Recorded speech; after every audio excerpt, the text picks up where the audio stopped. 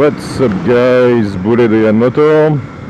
Today we're gonna see the Kawasaki D-Tracker 250cc.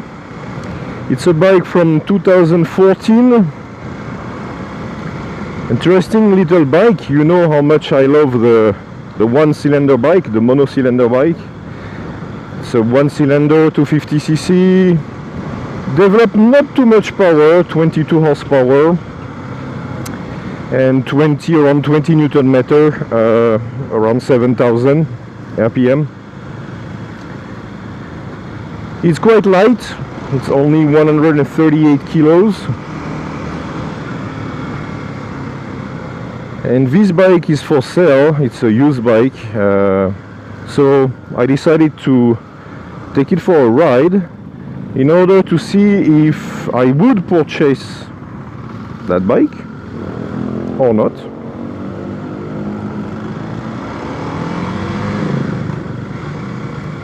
You know that after my recent review of the BMW G310R, I really love that BMW and I really want it for my next bike, but considering the price, she's very expensive in Indonesia. She's at 112 million. I will give you the conversion of the price of that bike.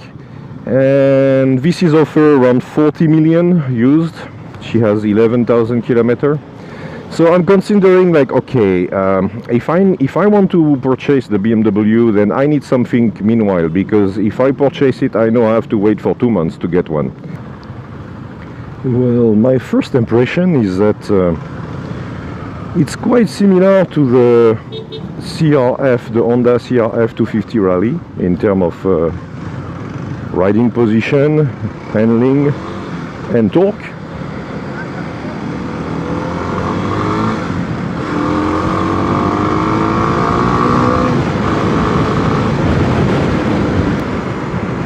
I really like the riding position, sitting very high, being able to see what's going on up front.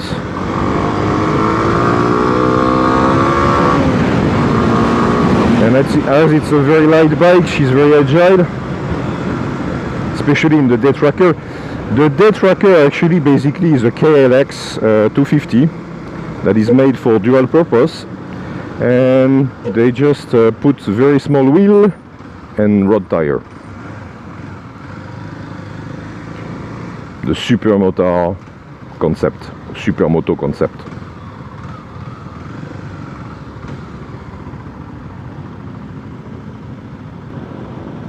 In terms of behavior, it is actually not far from the BMW G310R. It's quite the same behavior. Good torque at low RPM. The only thing that is not standard on that bike is the handlebar. They already raised the handlebar on that bike. The dashboard is simple and minimalist. You just have the tachometer, kilometer per hour, the total odo, the clock. The amount of vibration is actually reasonable. You have vibration, but it's reasonable. I wonder really why they didn't use that engine on the new Versys 250. This engine is more responsive, more fun to ride, and I think more adapt to what they wanted to do with an adventure bike.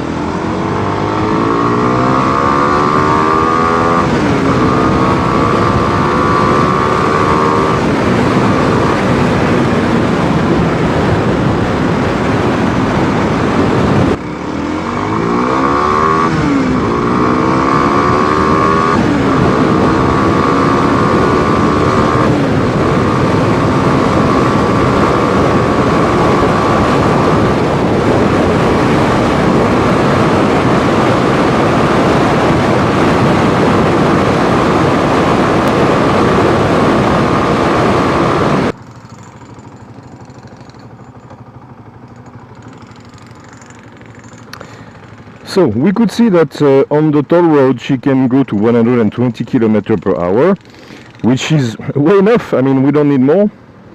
She can cruise. We could see that she was going at 120, around 8,000 RPM something, so the engine is not suffering. Great pleasure riding that bike, honestly. It's very funny, it's quite comfortable. I can see that just changing the seats will make it even more comfortable for touring in the long run. But otherwise, I mean, it's comfortable, it's torquey, it's high, so you can really see what's going on in front of you. And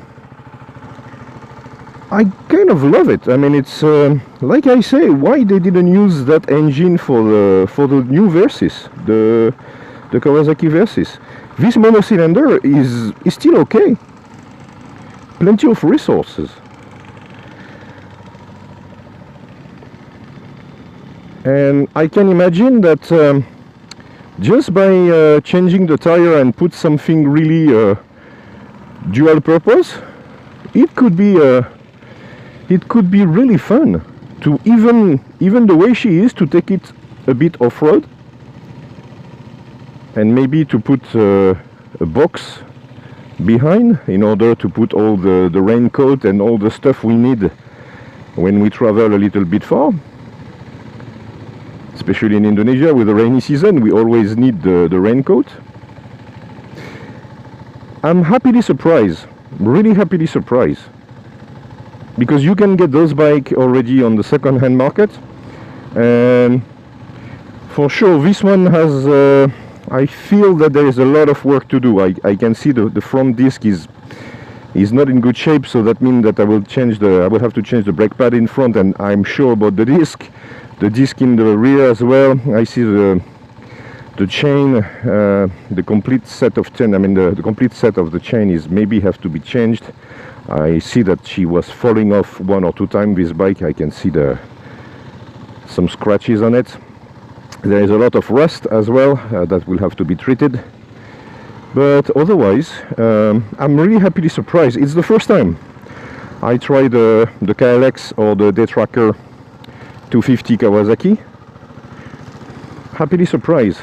Oh, fuel is on, okay. Yeah, because you have 7.7 liter of tank, but you don't have a gas gauge. So I'm gonna have to put some gas in it. And the mode, Odo, trip A, trip B, and that's it, the fuel is lit. I also see that they don't even put a pass in here, you just have the high beam, low beam, turning sign, klaxon, but they could at least put a pass in here. That didn't. Kill switch, lights on and off, because this model is from 2014, so they didn't have the automatic lamp. But you know what, guys? I kind of like it. Let's put some gas in it.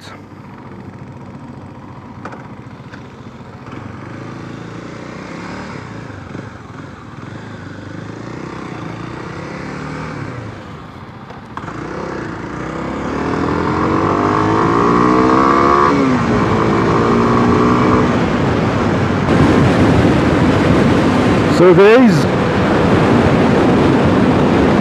is actually a limiter when you are in 5th and 6th gear for the toll road.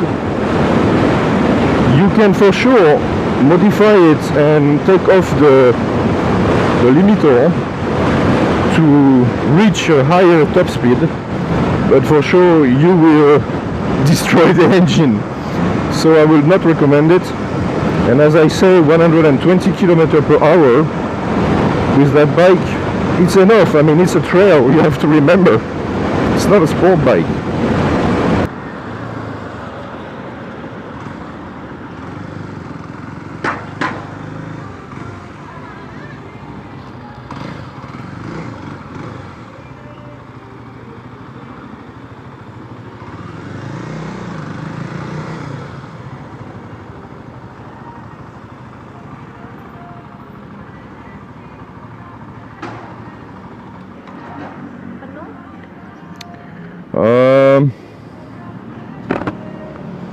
20 ribu aja.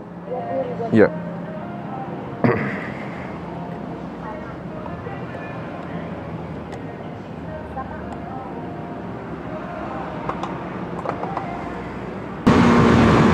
In terms of heat, it's quite reasonable. There is 2 radiator and there is 2 fans, so when she need it, she just blow, and for sure it go to your legs.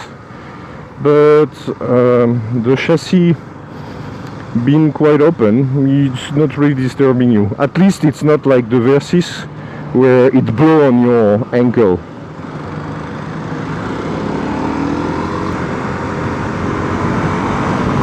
The good thing about that bike is that it can be a daily commuter, and in the weekend when you want to have fun, you can explore.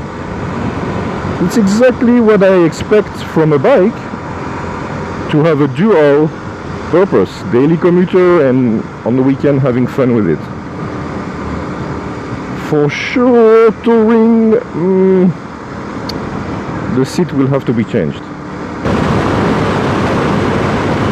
I mean, you can see cruising at 100 km/h is a pleasure with that bike.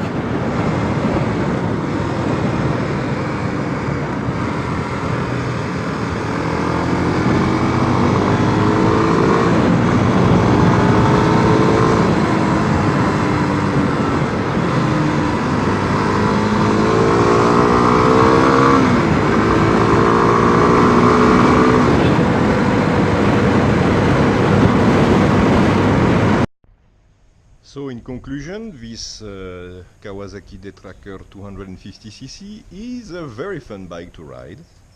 Good competition for the CRF 250 Rally.